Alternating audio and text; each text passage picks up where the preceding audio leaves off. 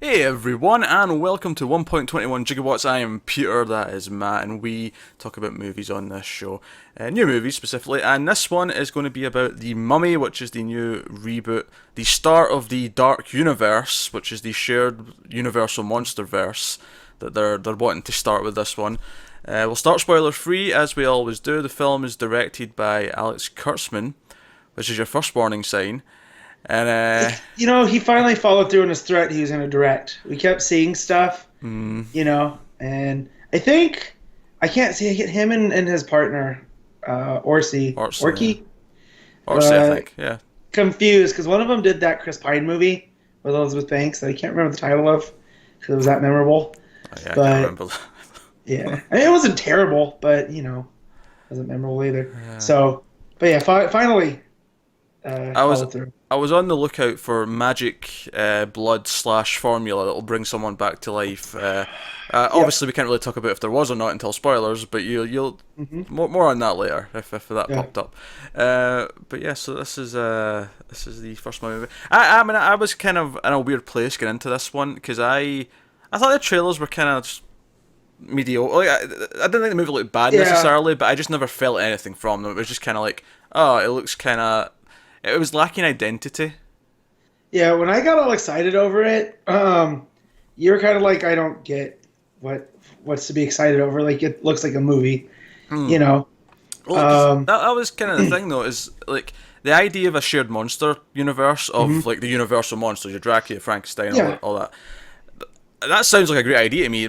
My thing was though, it's okay. We've done the Indiana Jones thing. We've done the adventure movie with yep, Brendan Fraser. Me and Connor did the Influx on that a couple of weeks ago, so you can go and check out that. yep. But that's a fun movie, and I feel like, all right, well, what is this new one? Is this one going to be that again? Because it does feel like there's definitely a lot of action in it from the trailers, before we've seen it. Yeah. But it doesn't feel quite like that. Is it? And I always thought, well, go smaller. Go. I mean, I'm not saying do full on horror movies, but make it a bit more intimate, as opposed to That, going for the that's tent pole thing. yeah. So I got big horror vibes from that first trailer that involved the plane and Tom Cruise just kind of dazing off into nothing, you know. Hmm.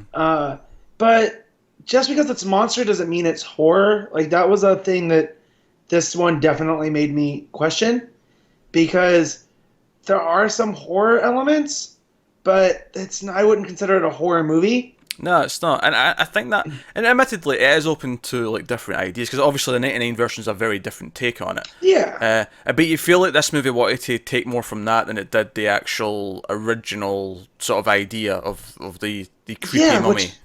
yeah, which is Bandage Zombie basically. Yeah, Like pretty much. Yeah. which I've never seen the Boris Karloff mummy, and I need to track it down. Um, because that's what I thought this was going to be more beholden to, like that old kind of slow, kind of, Oh, I wish it was. yeah, yeah, yeah. See, this is more on that later. Well, because we're going to disagree for the first time in a long while, I think. Oh yes, this is going to be a war Yes. this episode. It's not a war because I'm not. This is not a hill to die on, but I have some stuff where I liked it more than you did. But I thought again based off that trailer, we were gonna get more horror elements, and it was gonna be kind of a slower, like Curse of the Mummy, and bad things start happening to Tom Cruise, and and it's not that at all. It is an action movie. Yeah, First and pretty much. foremost. Obviously, the review embargo lifted and the reviews Yeah. started coming out. It went straight to like 30% Rotten Tomatoes. I think actually, I have not checked it since then, but Connor said yesterday it was down to 17. It was because Uh, I asked my wife, I go, "Hey, you want to go see the new movie?" She's like, "Nah, maybe not." I go, "Yeah, but you know, it's meant to be good." And we get there, and I tag myself on the Facebook, and one of my friends like, "Oh, I heard it's sitting low on Rotten Tomatoes," and I go on Facebook, forgetting I had tagged my wife. Then I go, "Yeah, I didn't tell her it was at 17%," and she reads Facebook, and goes, "Wait, it's at 17%?" And I was like, "Ah, surprise!" So, adventures movie going with Matt. yeah, so I was very kind of not knowing what to feel, and then those reviews hit, and then it turned from not knowing to just apathy. Like I wasn't like dreading it. Almost to dread.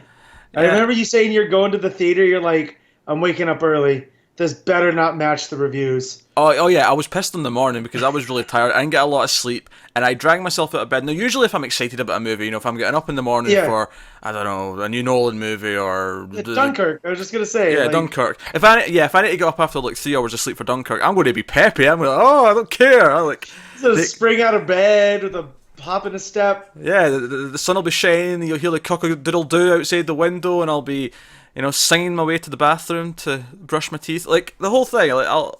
But when it's a movie that you're not excited for, it's just like, oh god, this better not be terrible. Now that's not to say that I went in with a bad mood and was, No, had like an I fully attitude. get it because I would do that with midnight movies. Like I would, in the summer I work earlier hours than I normally do. So, if I'm going to a midnight movie, it better be damn good for me sacrificing my sleep and going to work on 2-3 hours of sleep. So like Dark Knight Rises, I got an hour of sleep in between the time the movie ended, in between me starting work.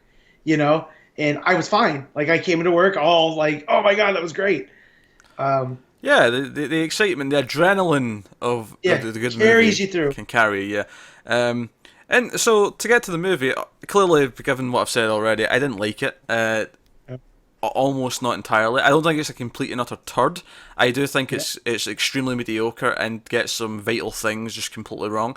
Because I didn't hate it from the start. The first like 20 minutes or so, it wasn't good, but it wasn't like nothing about it was offensively bad by any means. It was just kind of going through the motions. Yeah, it feels like a B movie that stars Tom Cruise, which seem to be two opposing things.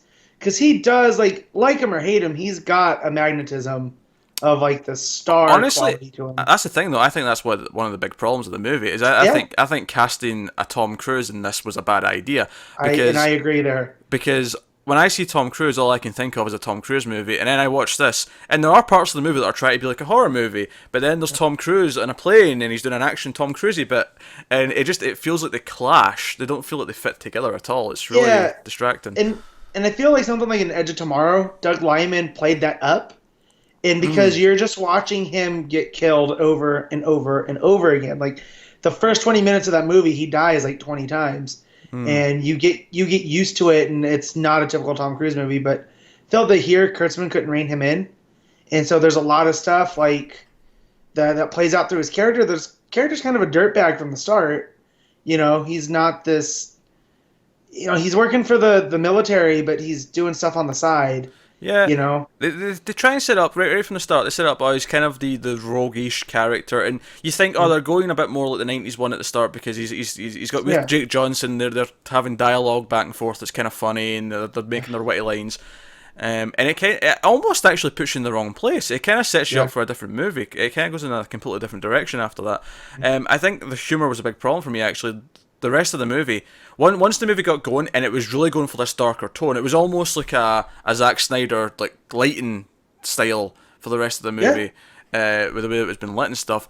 And anytime they actually tried to put in like a funny bit, it actually just it made me kind of cringe and roll my eyes because it just felt so out of place with everything else that was going on.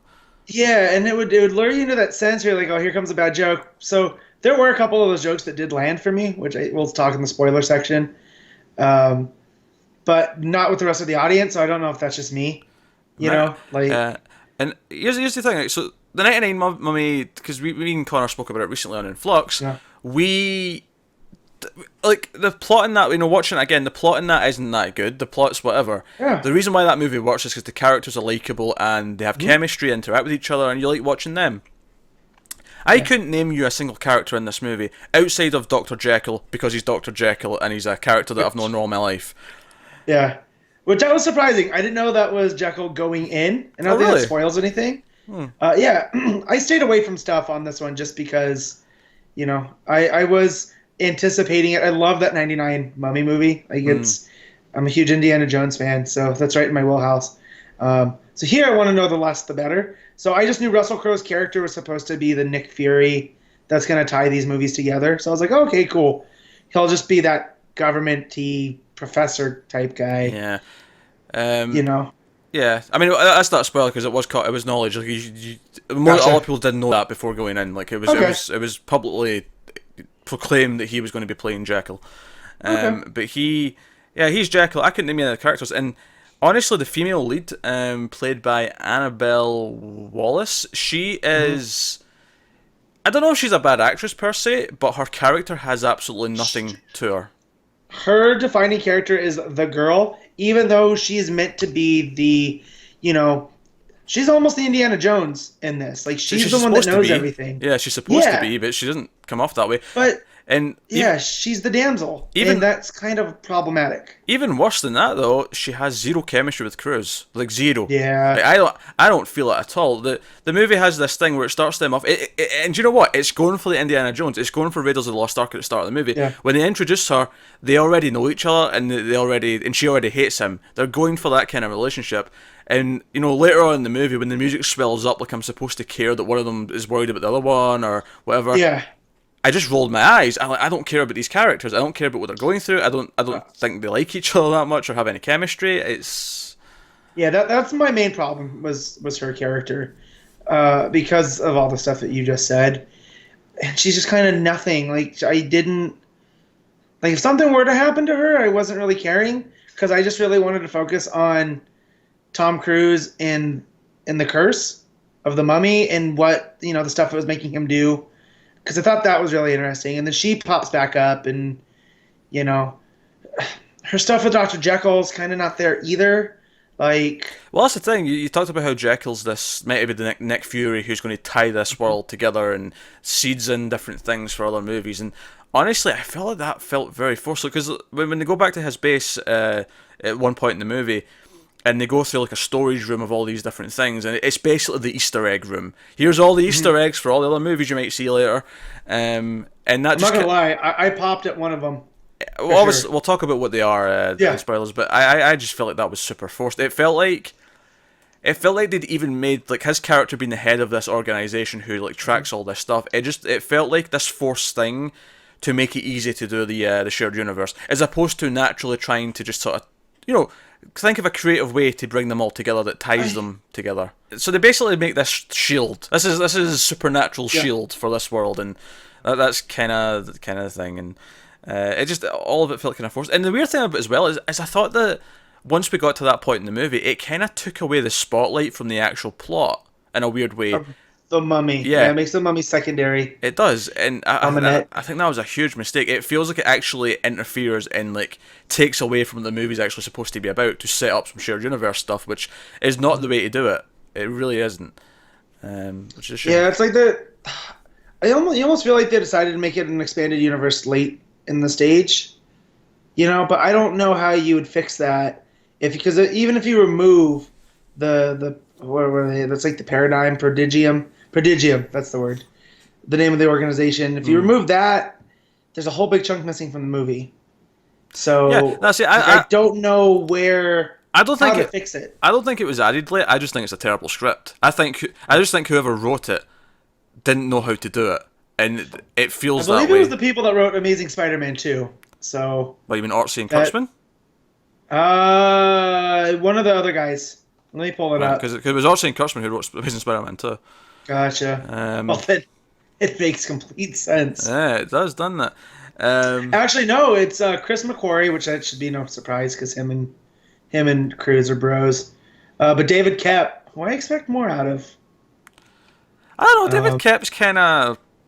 He's almost like he's the Joe Johnson of writing. He's like sort of completely fine, but nothing special. Yeah. But he did Crystal Skull, I believe, because he tore apart the Darabont script. That would have been cool. Yeah, I'm pretty sure the Darabont script would have made it for a better movie, but hey ho. But no, so yeah, I think it's a mixed bag. I think there's one. I just want to go ahead. I'm just gonna say there's one or two kind of good horror visuals. There's one or two moments where the mummy's kind of like the movements are kind of cool, but that's about it. The actual plot didn't do much for me. The characters, which would have been fine if the characters were good, but the characters are completely non-entities. I don't care about any of them. And people who think Tom Cruise can save anything, no, he can't. He really can't in this. We don't know this. I just we got a trailer for his new movie, American Made, and that felt like the same kind of thing. Like this would have been a cool movie, but why is Tom Cruise in it? Like that should have been someone else, like Chris Pratt. Like I know we like to put him in everything, but I feel like Chris Pratt could have played this roguish kind of him bouncing off of Jake Johnson. Yeah, maybe, but honestly, I think the script's just not there. I don't. I mean, I think Tom Cruise is a problem because he's distracting, but I think it doesn't matter who you put in that role or any of these roles. I think this movie was dead on arrival. See, and that's where I disagree because I like the story of it. I like the B moviness to it. And well, hold on. Are we talking about the story concept here, or are you talking about how it's actually executed? Because the script is terrible. Not how it's executed, because that's a big problem. The actual story and how, even throwing in the prodigium and whatnot, I was down for that. I'm down for whatever's next, because I know that we're moving on. I think it's Bride of Frankenstein's next, so we're not going to have to deal with Tom Cruise unless he shows up in a cameo role. So we'll see. yeah, but yeah, I like the story and I like some of the places it went, but there are turns in there that drove me nuts. But again, I'm more forgiving of it than I think you are, because I like the pulpiness of it. I like the kind of that it's kind of bad in a summer blockbuster. I could forgive a lot of things if I'm into the characters, and the problem is though is they're one of the worst parts of the movie, and it just makes the whole thing kind of. The design of the mummy is probably the best thing about it. Yeah. Design of the mummy. Well, she's great too. She's almost like a weird version of Zoe Saldana, where Zoe Saldana is playing these aliens and she's painting her skin different colors. Sofia Boutella is just playing these, like she was Jayla in Star Trek Beyond. She was Gazelle in Kingsman. Like she plays these really weird lethal women. And here in The Mummy, it's like that times 10. And so I definitely liked her throughout. Yeah, they neutered her heavily at some point in the movie, but she the way she moved, her performance is pretty good, typically. Mm-hmm. She's definitely the best thing about it. All right, I think we'll get some spoilers then, because I want to talk about some things. So full spoilers from this point on for The Mummy. Actually, this isn't really a spoiler to start off with, but I just wanted to mention the Dark Universe logo at the start. Which I think I like the idea of having like a little extra logo that comes after the Universal one, especially since it goes back round the other side of the planet and has it's like the dark side of the planet, as it says Dark Universe. See, nice idea. I would like for it to have been an eclipse, like the logo comes in an eclipse, the Universal Earth logo. That would have been super cool. I like the idea of it. That said, though, it's hard not to look at it and go, that feels a bit presumptuous. Yeah. Well, I mean, it's no King Arthur with its 8 sequels, like. I don't know. I mean, they've got 3 or 4 movies planned. I mean, it's. Yeah, well, 3 or 4 is not as much as 8, Pete. And it was 6, to be fair. Okay. I like making fun of that King Arthur franchise plan, but it was 6, to be fair. Yeah. But yeah, I like that logo. I like that they're trying to make it feel like its own thing. Although, that's kind of what works with Marvel, is they weren't trying that hard at the beginning. Like, they're just like, hey, this is Iron Man. If it works, we got stuff down the line. And I don't think this is its Iron Man. Nah. Well, this is the thing. All these universes keep trying to, like, start themselves, and Sony's desperate to get these Spider-Man universe things off the ground with Venom and Black Cat and whatever else they're doing. And they seem to all be kind of missing why they worked, or why Marvel's worked. Funnily enough, I think the monster one, the Godzilla King Kong. Yeah. I mean, I wouldn't say that's perfectly set up a shared thing, but I think those movies both focused enough on their own thing that they didn't feel shoehorned into a universe. So therefore, I'm more excited because I like both the movies enough that I want a new Godzilla movie. I want Kong vs Godzilla, sure. Which is probably it's maybe the less, like, you don't have this mad scientist at the centre of it going, this is how it all connects and it's all intricately woven. Sure, it doesn't feel like that, which is maybe part of the fun of a shared universe, but doing it that way means that each movie on its own can stand itself. Yeah, and I agree on that. Having like you just nailed it, having a mad scientist at the centre trying to make things work, that's the main problem. You need, you need it to work organically off by itself for it to fully feel cohesive. You don't need someone going, well, this works because of this, and here's where it ties in. Like Kong, the way that it tied into Godzilla, I thought was perfect because it wasn't all about No, tying it together. there was a brief mention, brief reference to something in the plot of an organization, and then there's a post-credit scene that ties it in a bit heavier. But the movie itself is just the movie itself. It doesn't rely on these things. Whereas this movie, it stops in the middle for about 30 minutes, and it's all this. Oh, this is all shared universe stuff. Enjoy this. Here's Jekyll and his room of horrors, and so we walk in that room, and I just kind of roll my eyes because I feel like, oh, they want to do the teases, and as much as I like I like some teases, I think there's actually a good tease. Yeah. There's a good reference later on, but they walk into that room, and it's like, oh, there's a Dracula skull in a case, and there's a Frankenstein creation's head, and there's a Black Lagoon hand, and it was just like, oh, I get it, right? You can have references, like you're giving me too much. This is too much in one go. See, I like that. I didn't see the Frankenstein monster head. I only saw the creature webbed hand, then the vampire skull. I don't know if it's the monster, but there was a skull that had like a line around there, and it was. Oh, I missed that. Yeah. It wasn't super in your face, but it was there. Because I like the Black Lagoon hand, and I thought, oh, just leave it at that because that one's really fun, and we don't have a Lagoon movie planned yet, so that could just be a nice little Easter egg. But then, they do. Do they? Yeah, they have one planned. It's third in the line. Yeah. Oh shit! I didn't even know that. Well, why wasn't there someone from that in the picture then with the others? They gave it that Dark Universe picture with the it had Javier Bardem, and it had Johnny Depp for Invisible Man and whatnot. I know it's in scripting right now. So. Right. Is there a Dracula planned at all? I feel like they've not even talked about Dracula. See, that's where I feel like we heard Dracula Untold was meant to be the kickoff. It wasn't really. And that was the one where they decided that 2 minutes before it came out. Oh, this is the start of our universe. Okay. Because you can almost tie it back in with the skull and found in Romania or whatever. But I'm glad that they're not because that means I don't have to watch that movie now. Whereas the one reference that actually put a smile on my face is later on in the library. Woman lead character, because that's all she deserves as a title. Much like Tom Cruise only deserves man lead character as a title because he has barely a character. True. She hits someone with a book, and then when the book falls to the ground, you see it's the Book of the Dead from the Mummy, the 99 one. And that was a cool little... Because the thing is, though, is nothing in this movie actually says that couldn't have happened in the 30s. No. So because we know this is a world where magic exists, and she's a different kind of mummy. Because you get her origin, which I think too that we get it too many times. We get it too many times. I think just teasing it throughout the movie would have been better, especially since I think the opening actually mirrored the 99 movie too much, because it started with this flashback where you get her backstory and how she was going to be the heir, she was going to be the new pharaoh, but then the pharaoh had a son and she went nuts and sacrificed it in the pharaoh and whatever, and it gives you this prologue flashback, and it feels a bit too similar to the other one, but I get why you're doing it. But what drove me nuts is the title comes up saying The Mummy, and it cuts to a statue, and then the statue gets shot, and I'm like, that's exactly how that's how the 99 movie started. You had the flashback, you had it come up saying The Mummy, and it went to the Anubis statue, and then the gunfire started. It starts the exact same way. It's weird. You want to separate yourself from the previous version. I agree there. That was odd.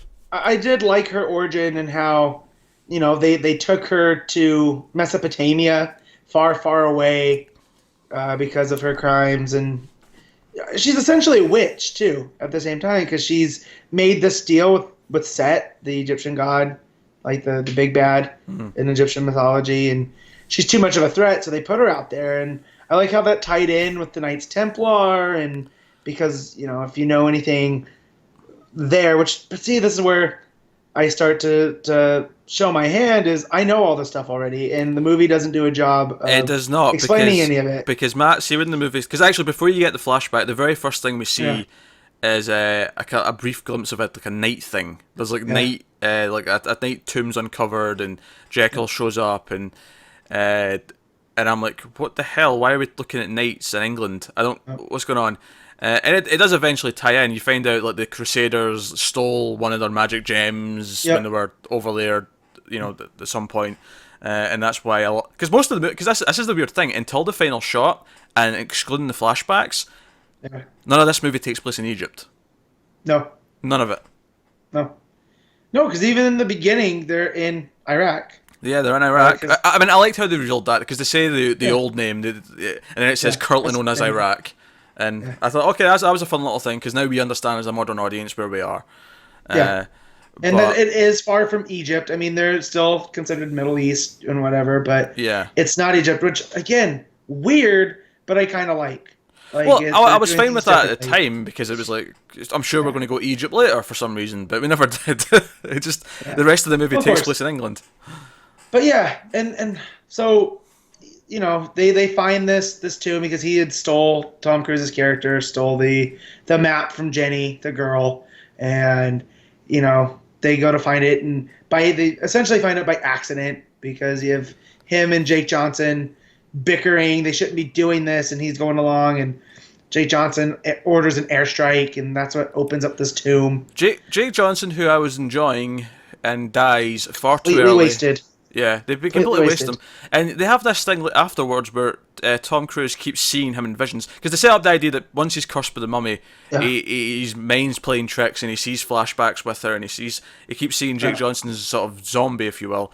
But I thought that was rarely misused because it seemed to, like, why is there a zombie Jake Johnson helping him when the rest of the things that the mummy's causing are all nightmarish? They're all either ties to the fact that he's the chosen one who's going to inhabit the the god of death for her, or whatever. And Jake Johnson shows up and helps, and he does it mostly towards the start, and then he disappears for most of the movie until the third act, and then he shows up again. It felt super. It felt like the writer was like, oh, I'll just use him when it's convenient for Tom Cruise to figure something out. Well, it's almost like they didn't want to lose Jake Johnson because that scene in the bathroom where he's seeing him and they're going back and forth. It was very American Werewolf in London, and I like those two together. So just based off of that, but again, it was they killed him off too soon, and then he's like you said, he's not in it enough to matter. Yeah, the whole seeing the dead friend thing doesn't happen enough to feel like it's a full part of the movie, and when it does, it's nowhere near as fun as when he was alive. Because Jake Johnson, he's not as funny as the zombie. He's just kind of giving like normal advice. And then here's the thing about this movie: death means absolutely nothing because not only does Tom Cruise, I mean, okay, the plot's supposed to start where he gets cursed, and because he's cursed, he survives the plane crash, right? And that's why he's okay. Jake Johnson dies early on. He is in his head, fine, okay. End of the movie. The epilogue scene where Tom Cruise is riding in the desert towards the pyramids in Egypt. You know, the one scene in the movie that takes place in Egypt. And Jake Johnson's just there. And Jake Johnson just looks over and goes, oh yeah, thanks for bringing me back to life.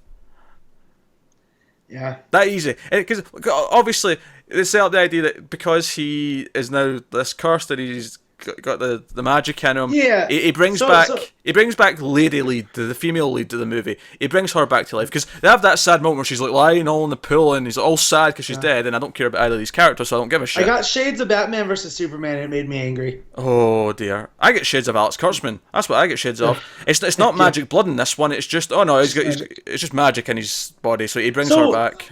What gets me here is the whole Amanet's whole scheme is to bring Set to life, and Jekyll explains that Set is the original evil, right? He has many names, Satan, it's, whatever the dark in whatever mythology, that's what it is.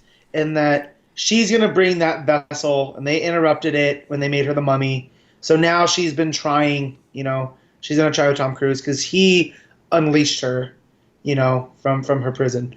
And so he gets, to save Jenny, he gets stabbed with the dagger, which that's the whole MacGuffin in the movie. Yeah. And yet we're supposed to believe because there's good inside him, that's what's keeping Set at bay. But never at any point did I get he's that good of a person. No. Like, he saves her during the plane crash, but they completely undermine that for a laugh, where he goes, I thought there was another parachute. Because she's like, oh, you gave me the only parachute.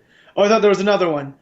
Which I laughed, but I didn't. I was the only one in the theater laughing. See, here's the thing though. Like, so at the end of the movie, like, there's that moment where he has these like quick montage of flashbacks where people are talking, and the movie pretends that he's had an arc where he's realised he's a good man, and it has to be good to overcome this. And I didn't get that through any of the movie. Me neither. It's just all of a sudden, yeah, he's got this arc where he's learned he's a good guy. He's not an asshole. It's like, Yeah. when? Yeah. I almost would have liked that.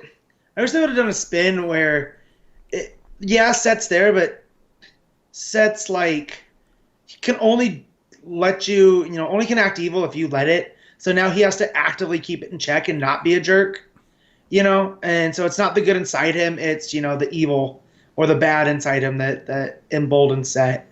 And yeah, this is what they did. That he's actually a good man. I didn't buy it. It's not Tony Stark, laying on the barbed wire at the end of Avengers. It's just they're telling you it, and it's my main problem there because I enjoyed what got us there. I enjoyed him being cursed and constantly, trying to get away from it and basically run away from it because that's all he knows how to do instead of taking it head on. And every time he tries to run away, he ends up back around the mummy because he's like compelled to go to her, and I like that aspect of it. They did that once early on in the movie where he's, he drives away in the ambulance and they end up driving right back up to her, right, without realizing that he's turned around.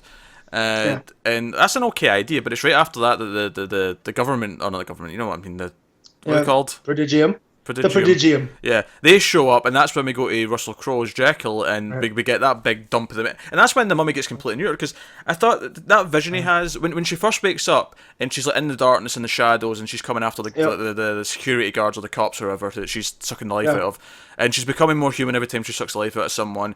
But she still has the bandages on, so she still feels kind of mummy-like. Mm-hmm. And that vision Tom Cruise has at one point in the alley with the rats, where she's like coming and she's sort of staggering down the alleyway. Yeah. I thought that looked pretty cool. That was kind of like a proper horror-esque moment. And that was fine. But it's right after, I think that confrontation, because they go to near where the plane landed, because they're looking for the dagger. Yeah, the Abbey. Yeah. They go to there, and that kind of neutered the mummy in and of itself, because they kind of just hit her and run away.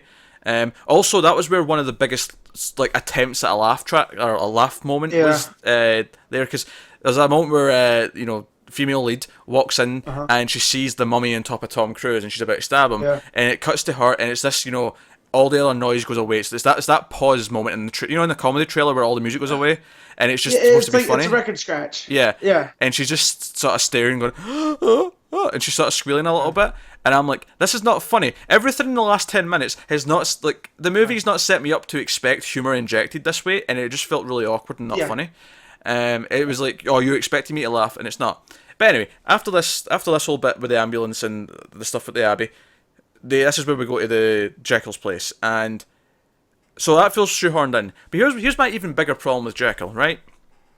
So, Tom Cruise is into his office, and within 30 seconds... I shit you not, he starts to turn into Hyde and has to take an injection to put it away. And I'm like, do you have no self-control? Build to this. Tease it. Seed it out. Yeah. But instead, it's just injection. Oh, his eyes started to turn, but he went back. And then, of course, it's a few scenes later, once everything starts going down in this place, he does properly turn into Hyde. And Tom Cruise has to, sort of fight Hyde. And then he has to inject him to put him back to Jekyll. I'm like... There was no build to this. You just did it. You had this in your movie and you just threw it out there like it was nothing. There was no... I was like, save this. Save this for when maybe the mummy's coming for him and maybe Hyde can fight the mummy. Maybe that would have been fun. Yeah. That's where I thought it was going, because I thought that's why they teased it so early. And the mummy was going to get loose because we know that she can compel people, because she'll attack him with one of her creatures. That's how she got Jake Johnson. And then we see the cockroach, I guess, crawl into the dude's ear. And he lets her free. I just build it. They do nothing. They just throw it out there like it's nothing. And I'm like, build it, keep it building so that by the time we get to a movie where we need a monster to fight a monster, and it's like, and then maybe he makes the choice to turn into Hyde or something. I don't know. It felt like it felt like such a wasted concept. Such a wasted. Yeah. Well, I would have liked, because that means he's been around forever if he's Dr. Jekyll, because this is set in modern day. Mm-hmm. And so I would have liked, because if you're familiar with that story at all, Hyde starts taking over him, and he needs the serum to maintain Jekyll. Yeah. So I would have liked if they would have established that, he's always Hyde, but he injects to be Jekyll, not just to keep it at bay. And that would have made that choice, like you were just talking about. You got to be a monster to fight the monster. it would have made it land, and I think saved that scene a little bit more. I couldn't believe. See that first scene when he immediately needs to pull out the injector to solve it. I couldn't believe they were throwing in teases to this, or not even a tease, like just a blatant. Here it is. He needs this already. It felt like nothing was done with it. It was a real shame. Yeah, and of course, that whole part of the movie kind of just sinks all the pacing out of the movie. Like the momentum's completely gone. The mummy's kind of diluted because she's just in like a cell trapped, which we've not seen another movie recently, a blockbuster where the main villain's trapped in a cell for in the middle of the movie. Yeah, but at least she didn't allow herself to get captured, like we'd seen in all of those. No, that is true. That is one small difference. I liked how they used the mercury that kept her at bay. For whatever reason, the Egyptians had access to mercury, and it kept it. It added to cool, some cool visuals and whatnot. Although you reminded me of the magic blood, and when she gets out of her restraints and it's kind of vomiting up all the mercury, I was like, oh, this is kind of like magic blood a little bit now. Thanks for that. Yeah, but as always with an art scene, Kurtzman, and I know Kurtzman just directed this. But it definitely feels like, someone dies, but they magically get brought back. Like that seems to be like a running thing that he always does, and it's in this too. They do the whole wall of sand with the face in it, although it's not really sand in this case. It's more debris from all the buildings that she's like kind of shattering all the glass. Which I liked. I liked that it was a little bit different, but again, what is with the mummies and turning into walls of stuff? Yeah, in Mummy Returns we have the wave instead of the sand. Yeah, I really don't think they should. I mean, it looked okay, don't get me wrong, but I think they should have tried to separate themselves from that old movie and should have not done like a specific set piece from that. Yeah. Well, or just bring a sandstorm. Like, why is there a sandstorm in London? You have magic. You can hide behind that, Like, she's establishing she's rageful because she's been captured, and it established her as a big, huge bad. But then we end up in the crypt of the that we saw from the beginning. Yeah, the knights. Yeah. Because of the ruby and whatnot, which I felt that she found the knife too quick, and I know they tried to explain it storyline where that's where she compelled the plane to crash with all the birds and whatnot. But like, she just knows where the dagger is. Like, I felt that the mummy was too overpowered. Like. Well, that's the thing. At times, but I think she was also too underpowered at other times. I think earlier on in the movie when they're in the Abbey, I think they got away from her far too easy. They just kind of hit her and ran away. And I think it's this rubber band storytelling where the villain is only weak or as powerful as is convenient for the scene that they want to tell. That's perfect. Rubber band storytelling is perfect. That's what it felt like. And again, and I really can't stress enough that at the end of the movie when Tom Cruise is supposed to be upset that the again generic female lead is dead, that I'm supposed to care, and the music swells up, and then he brings her back, and I'm supposed to care. And he does that thing where he's in the shadows, and she's like, "Oh, can I not see?" She's like, "No, I'm a monster now. I must go." And then she goes and back. Still looks like Tom Cruise. I know. She goes back and talks to Jekyll, and he's like, "Oh, I mean, maybe he could be an ally, maybe not. We'll have to see if we can control it, but." We know that a monster, something that takes a monster to fight a monster. And it cuts to Egypt, and he's with Jake Johnson again, who is like, I'm glad you brought me back to life. What are we doing here, buddy? And then they ride off towards the pyramids, and that's the end of the movie. Which obviously sets up that, obviously Tom Cruise is going to be back in some capacity. I guess Jake Johnson is going to be back since he's back to life. Which I wanted, that's my biggest thing with the movie. You completely waste that character who becomes beloved to the audience because he is calling out the stupid things, why are we doing this? I do think beloved's a bit strong, but I see what you mean. He was to me, but I already like Jake Johnson in a lot of things. So, that whole scene with him in the darkness, and no, he can't see me. Although how they defeated the mummy, and she withers back into like that, you kind of see in museums, that kind of fetal position of a mummy. I thought that was pretty cool. Despite all its problems, I still had a good time. Like, I'm not upset that I went and saw it. I am. Yeah. Well, yeah. Clearly, we have different standards, Pete. Well, God, it's a nice throwaway action. Like, I also went and saw Baywatch. All right, nice. And Baywatch was terrible. Like, and I was stoked to see it, and I tried to defend it before I'd seen it. nothing landed. At least here with The Mummy, I left going, well, that was a fun watch. Like, if it's on HBO in the future, I'm gonna rewatch it. I'm not gonna go out and buy it, you know. I would not use the word fun at all. I would. This was tedious. I was kind of bored throughout a lot of it because I didn't care about anything that was going on. I wasn't invested. The entire third act, I was just kind of waiting for it to finish. You know, I was looking at the time, like, right, hurry up, get it over with because I want to go home. That was kind of my feeling watching this. So, I mean, I don't think it's complete and utter garbage. Like, I've definitely seen worse, of course. However, it is at best mediocre and at times bad. So, but if you like that type of stuff, if you like kind of bad, then yeah, like it's not bad enough though. It's not bad enough to be fun bad though. I don't mean so bad it's good. I mean like you know what you're getting into. It's kind of like the Fast and Furious movies on a lower scale. You know what you're getting into before you go. So if you're the type of person that's like, ugh, cars driving through buildings, don't go see that movie. No, but here's the thing. Here's the difference, though, right? Now, I hate the first Fast and Furious movie, right? Yeah. We know my opinion on that. I think it's terrible. It's a terrible Point Break knockoff, and I don't even like Point Break that much, right? But the later movies, right? The 5 onwards movie. I've not actually seen 5 actually, but I've seen 6, 7, 8, right? So that was the best one, man. That was the best one. So I've got a basis here. The thing about those movies, though, the thing about the 5 onwards and the Fast and the Furious movies is that yeah, they're stupid, they're silly, but they know exactly what they are. And that's my problem with this movie. It does not know what it is. It's trying to do multiple things. It thinks it's kind of a horror movie. It thinks it's kind of an action movie. It thinks it's a Marvel shared universe movie. It thinks it's a Tom Cruise movie.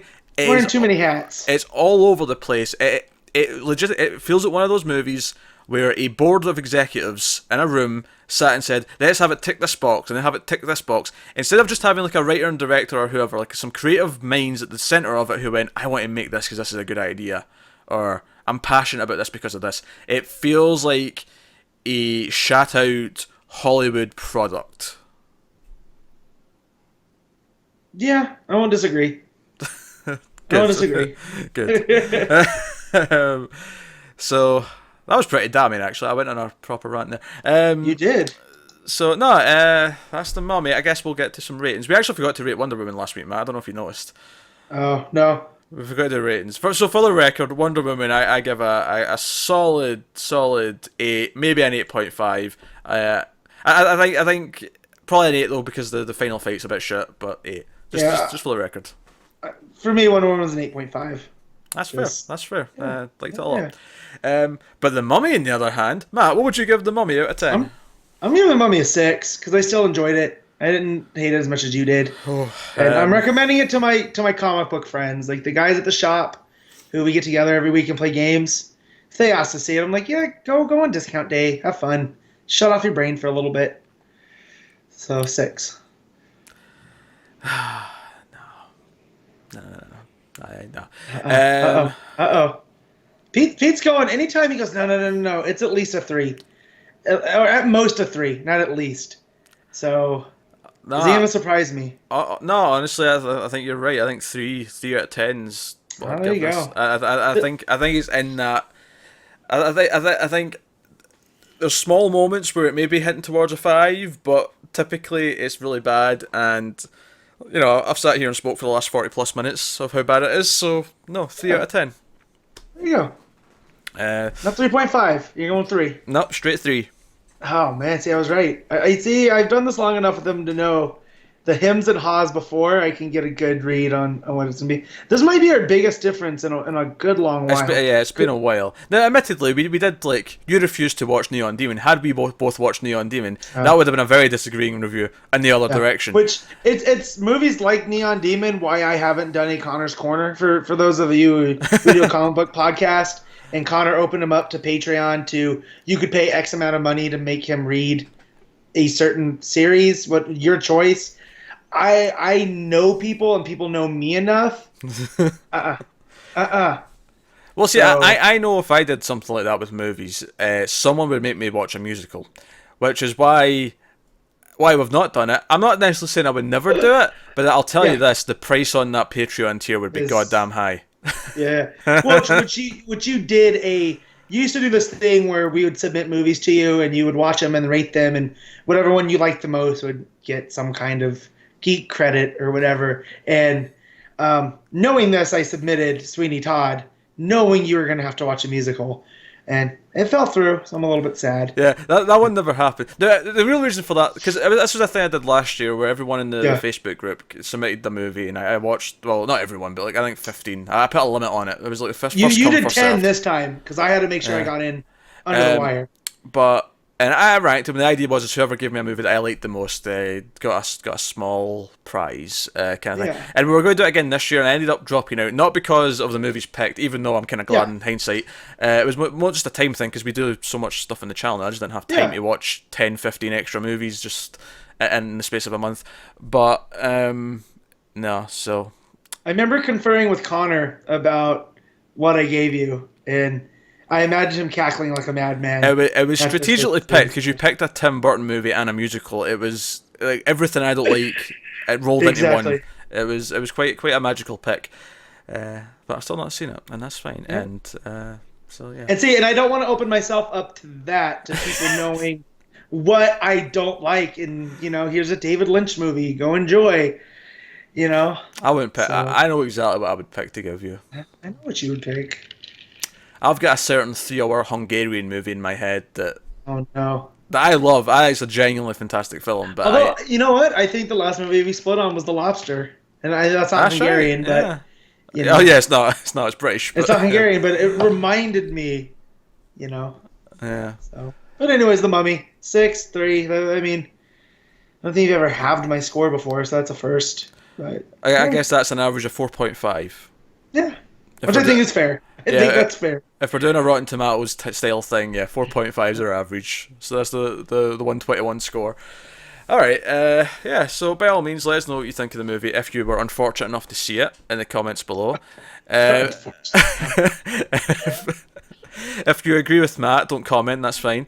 If you agree with me, let me know, please, because again, I understand, when Pete told me how he felt about it, I went in a little bit with the walls up, but I still enjoyed myself, and I know it's bad. I'm not saying it's good. Like, I give it a 6. So. The fact is, Matt, sometimes you get very you get very rebellious against critical scores. Like the Rotten Tomatoes score came out, and the funny thing is most of the time it kind of is a pie in your face, because the scores for Baywatch come out, and you're like, oh no, I still want to see it. It still looks like fun, and then you come back from seeing it and you go, oh, that didn't work. I'm the Job of this show. Yeah, I made a huge mistake. Yeah, and it happens the opposite way as well, because we were all saying to you, no, Matt, Mad Max Fury Road is going to be fantastic. Like, oh, I don't want to see it, but I'll just go. You're making me. Oh, Peter's making me see Mad Max, and then you came back and you're like, Peter, thank you. I will name my firstborn after you, because that was a religious experience. Those weren't quite my words. It was in the ballpark. Name my kid after Skinner, not Pete. But yeah. Speaking of that, the new Charlize Theron movie. What is that, Atomic Blonde? My wife had the same response I did to that. She goes, oh, what a bad trailer that I had to Mad Max. Oh, yeah. Now I'm trying to make her go see it. So, I like the trailer, actually, that, but I'm curious if it'll pan out, but we'll see. So yeah, let us know what you think of the movie in the comments. Like, subscribe, all that stuff helps us out. Of course, we mentioned Patreon once or twice there. You can go over to patreon.com/MildFuzzTV, check out some of the bonuses, some possible extra movie content and stuff like that, and see if you want to support us. Otherwise, guys, get us on Twitter at mild_fuzz for channel updates, but that is us. So thank you very much for watching. We will see you next time.